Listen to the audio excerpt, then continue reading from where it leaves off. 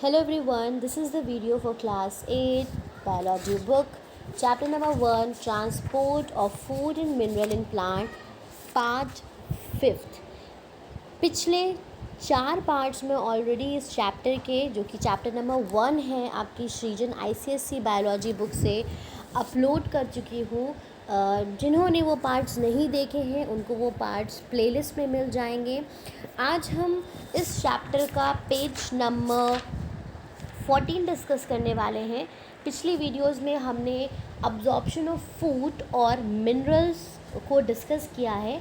अब इस चैप्टर में जो टॉपिक बचे हैं वो ट्रांसपायरेशन है और मिनरल्स की इम्पॉर्टेंस क्या है और कौन से 2 तरह के मिनरल्स पाए जाते हैं जो पेड़ों के लिए ज़रूरी हैं, वो हम डिस्कस करेंगे। चलिए स्टार्ट करते हैं आज की इस वीडियो को। ट्रांसपायरेशन क्या है? Transpiration is a loss of water in the form of water vapour from leaves and green herbaceous stem through stomata. Means transpiration क्या है कि जो पेड़ों में से पानी लॉस हो रहा है। अब किस फॉर्म में पानी लॉस हो रहा है? ऑब्वियसली वेपर के फॉर्म में। कहाँ से लॉस होता है? स्टोमेटा से लॉस होता है जो कि लीव्स में प्रेजेंट होते हैं और जो ग्रीन पार्ट्स होते हैं प्लांट के वहाँ पे प्रेजेंट होते हैं। In woody stems it occur through lenticels. और जो वुडी स्टेम्स होती हैं वहाँ पे जो लॉस ऑफ वाटर होता है वो लेंटिसेस के थ्रू होता है।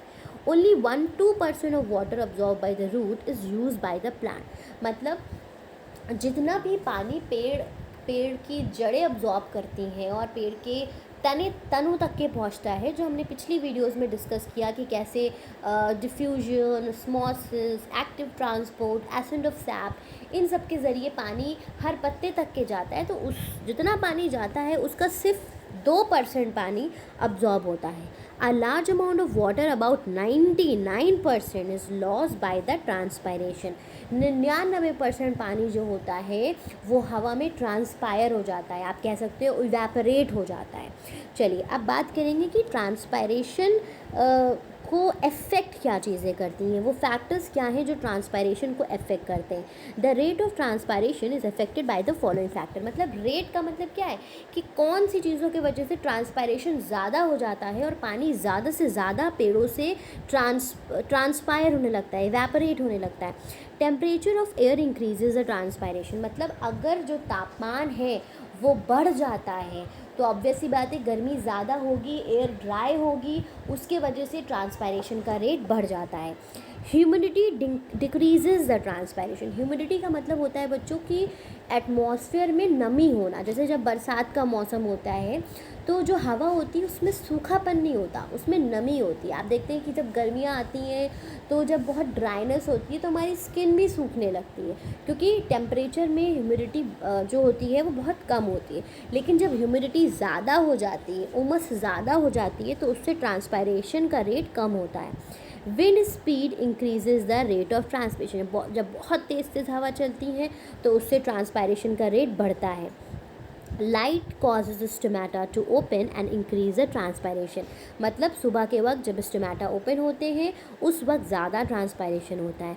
Since stomata remain open during day and close during night there is more transpiration in day and night. मतलब रात के वक्त कम ट्रांसपायरेशन होता है क्योंकि उस वक्त मोस्टली स्टोमेटा जो होते हैं वो क्लोज होते हैं और दिन के वक्त लाइट के वजह से स्टोमेटा ओपन होते हैं, इसलिए ट्रांसपायरेशन दिन में ज़्यादा होता है। तो this was all about the transpiration. अब हम ट्रांसपायरेशन की इम्पॉर्टेंस पढ़ेंगे कि ये क्यों होता है और एक एक्सपेरिमेंट कंडक्ट करेंगे जिससे हमें पता चलेगा कि ट्रांसपायरेशन होता क्या है। चलिए एक्टिविटी नंबर 6 देखते हैं।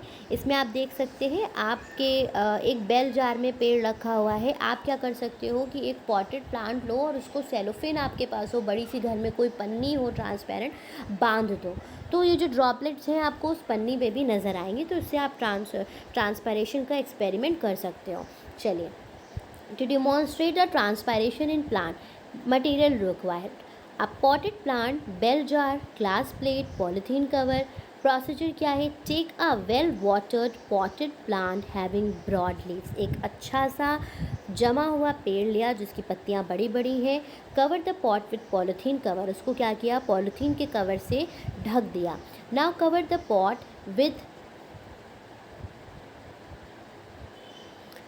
With a bell jar and seal it with the Vaseline और glass plate, leave the setup.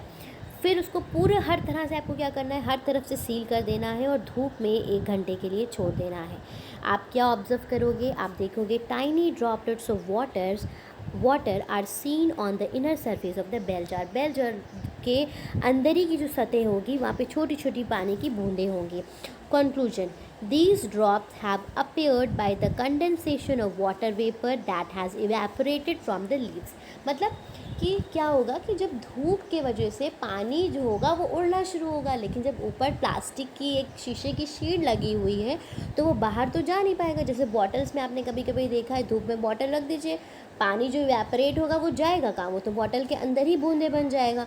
तो ये ट्रांसपायरेशन प्रोसेस जो करता है कि जो पानी भाप बन के ऊपर उठा वो वहाँ पे ही बेल जार में ड्रॉपलेट्स के जैसा कंडेंस हो गया। तो ये प्रोसेस जो करता है कि सभी प्लांट क्या करते हैं, सभी प्लांट ट्रांसपायर करते हैं। ठीक है, चलिए आगे बढ़ते हैं, कुछ और चीज़ें देखते हैं। when we cut flowers in plant when we cut flowers in water, they remain fresh for few days, otherwise they get dried up in few hours। why?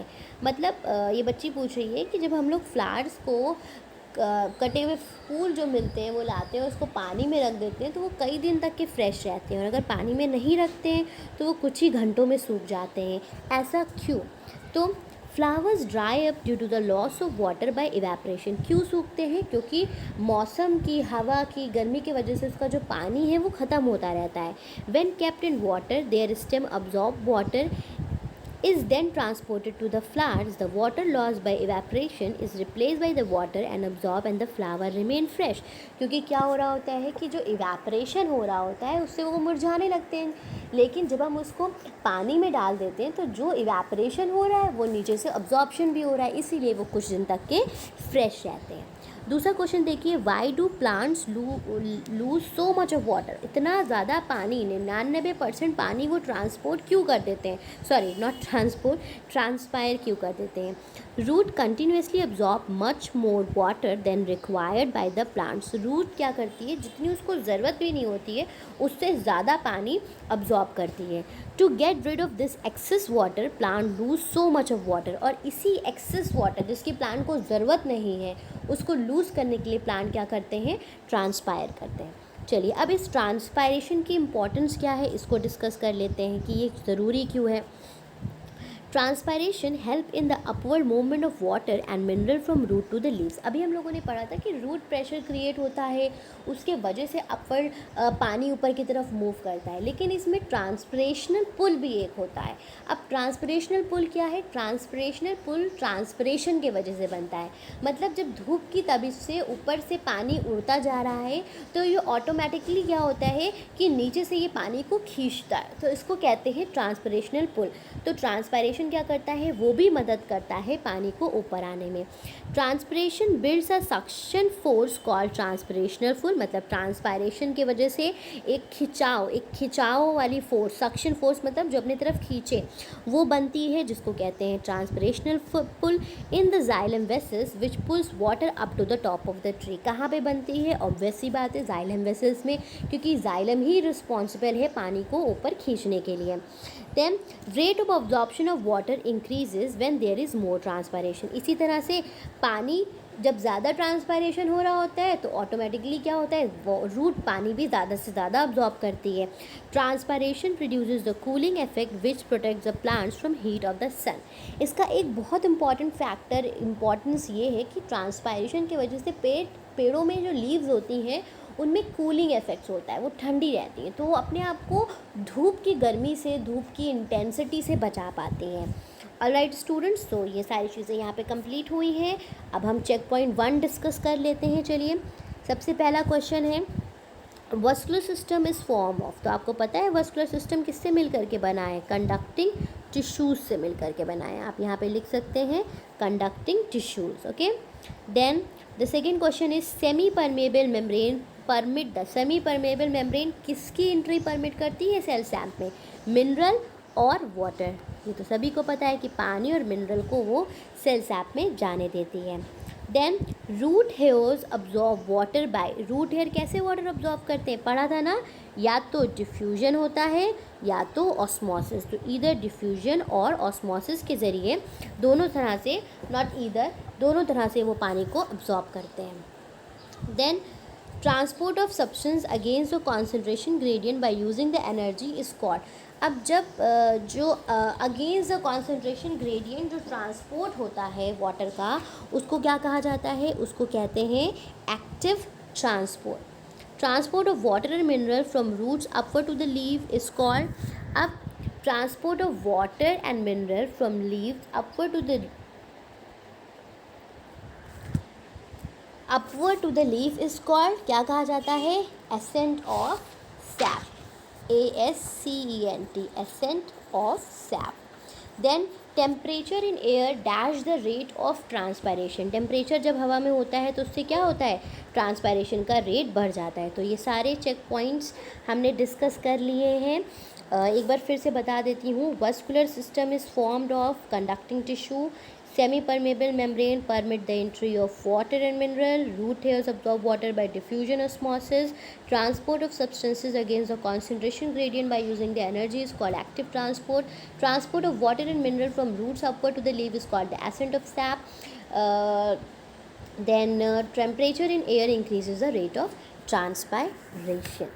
Alright students, तो आज की इस वीडियो में इतना ही. नेक्स्ट पार्ट में, जो कि इस चैप्टर का 6th पार्ट होगा, उसमें हम बात करेंगे मिनरल्स के बारे में, मैक्रोन्यूट्रिएंट्स और माइक्रोन्यूट्रिएंट्स के बारे में. Then we will discuss about the exercises. Thank you everyone for watching the video. Have a good day.